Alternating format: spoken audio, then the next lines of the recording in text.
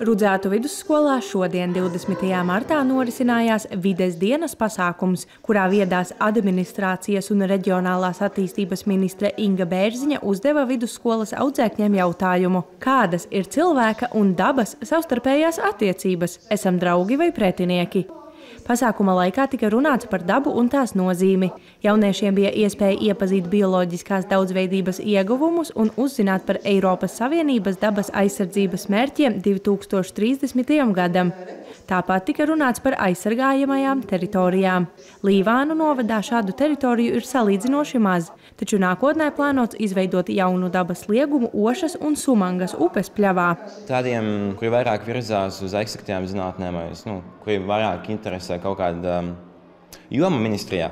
Ja ministrs viesojas, tad jā, tā ir pietiekama laba iespēja, kā komunicēt ar ministru.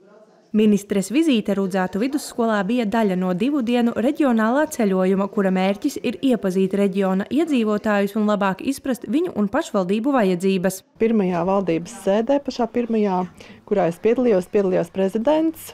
Un viņš teica, tā, nesēdiet tik daudz kabinetos, bet dodieties pie cilvēkiem, runājiet ar viņiem. Tad jūs arī labāk varēsiet pēc tam veikt savu darbu un saprast, kas ir vajadzīgs. Klientu apkalpošanas centrā mēs, ministri. Pēc tam ministre devās uz Rožupes valsts un pašvaldības vienoto klientu apkalpošanas centru. Līvānos ir tā, ka ir ļoti daudz realizēta Eiropas fondu projekti, bet kopumā jāsaka, ka mēs valdībā janvārī apstiprinājām plānu austrumu pierobežai, un šajā plānā 3 gadu laikā austrumu pierobežā ir plānots ieguldīt vairāk kā 600 miljonus eiro. Finansējums tiks novirzīts aizsardzībai, drošības stiprināšanai, ieguldījumiem izglītībā, kā arī atbalstam uzņēmēju darbībā.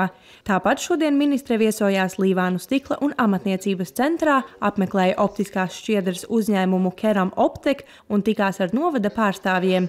Rīt, 21. martā, Inga Bērziņa dosies uz Preiļiem, kur paredzēta vizīte Preiļu ģimnāzijā, tikšanās ar pašvaldības vadību un vairāku infrastruktūras objektu apskate. Katrīna Stroze, Kaspars Daņiļevičs, Vidusdaugavas televīzija.